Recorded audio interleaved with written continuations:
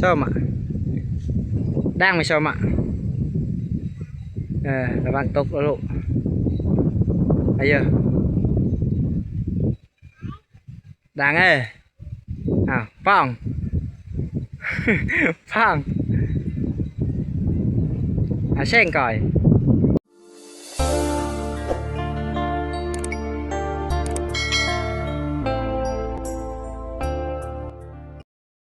โฟกัสทักทายสบายดีเลยสวัสดีพ่อแม่พี่น้องมาว่า FC ทั้งลาวและทั้งไทยและต่างประเทศเนาะมื้อนี้มาพบกับ2บาคอนสวรรค์สปัญญาเลยพี่น้องมื้อนี้มียังพี่น้องเพราะว่าบาคอนอยู่เฮือนพักผ่อนมื้อนี้พี่น้องเนาะก็เลยเอาเวลาว่างเอานำมาให้หมูอาบนะพี่น้องเนาะเพราะว่ากองหมูอยู่ข้างๆเฮือนพี่น้องเห็นบ่นี่ลูกสาวก็มานำเลยพี่น้องเห็นบ่ลูกสาวก็มาพี่เลยเห็นบ่นี่เห็นบ่ฮะจ่ายมา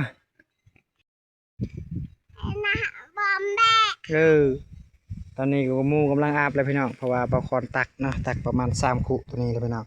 3 คุใหญ่นะพี่น้องให้มูอาบเป็นบ่แดดฮอนเลยพี่น้องเพราะว่ากลางเว้นพี่น้องบรรยากาศเนาะตอนเที่ยงประมาณเวลาก็ประมาณ12 โมงประมาณนั้นเลยพี่น้องเห็นบ่ปลาคอนเอาแล้วก็เอาอาหารเสริมให้มูกินอีกใบมะต้นพี่น้องอีชมอ่ะลงตกเลยเจ็บเลยแซงมาแซงหน่อยเนาะบางคนบอกลูกสาวให้ลงจะหน่อยยันถึกนำมังยันตะนางแล้วเพื่อนเนาะเล็กตะนางเพราะว่ายันนั่นตีมอยากีมมอยากอดมอยาตะกราบให้ปะละปะบางคนบอกลูกสาวให้เข้าทางประตูเพื่อนเพื่อนเนาะเห็นบ่บางคนไปภาษาพี่น้องโอ้เห็นบ่เพื่อนเย็นแล้วเห็นบ่โอ้เพราะว่าบางคนเลี้ยงงูหลังบ้านนะพี่น้องนั่นก็เป็นบางคนนะพี่น้องอันนี้จะเป็นเราเขาบางคนพี่น้องเป็นเราเขาอันนี้จะเป็นเราเขานะพี่น้องเนาะ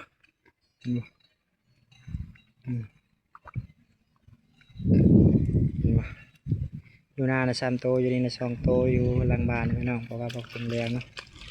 ไกลๆเลยมันบรรยากาศเนาะอยู่บ้านบางคนอันนี้ก็ใกล้ๆโรงเรียนเลยพี่น้องว่าโรงเรียนเนาะเฮือนบางคนพี่น้องเรียน2 หลังมัธยมเนาะ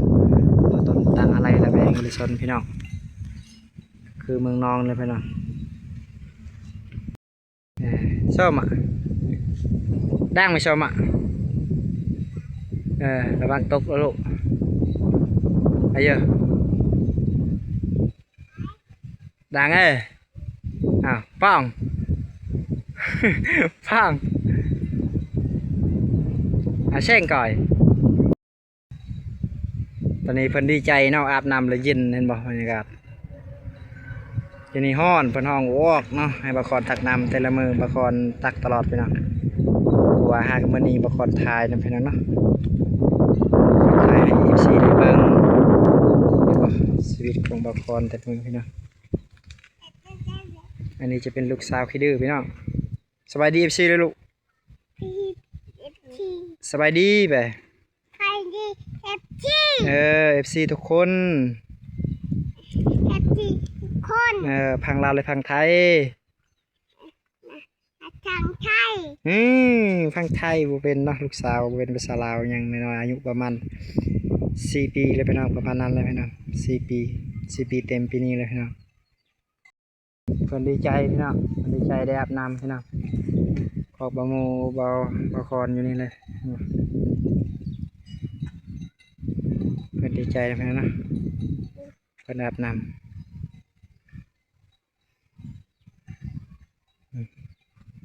ถือพาไปแล้วพี่น้อง2 โตถือพาไปแล้วคน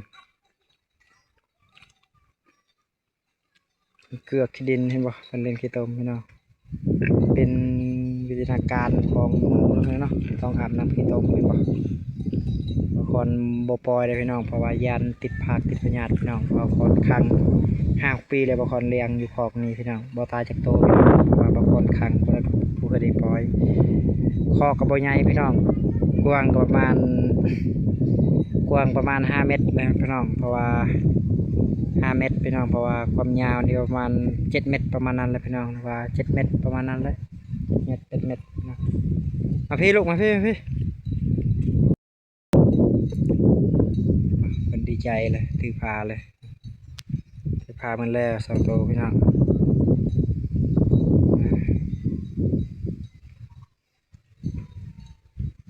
แต่ว่าปลาคอนปิดคลิปสำนีนะพี่น้องเนาะเบิ่งเลยอย่าลืมกดไลค์กดแชร์พี่น้องเพื่อเป็นกำลังใจให้คลิปต่อไปพี่น้องลูกบ๊ายบายพี่ด้วยลูกบ๊ายบาย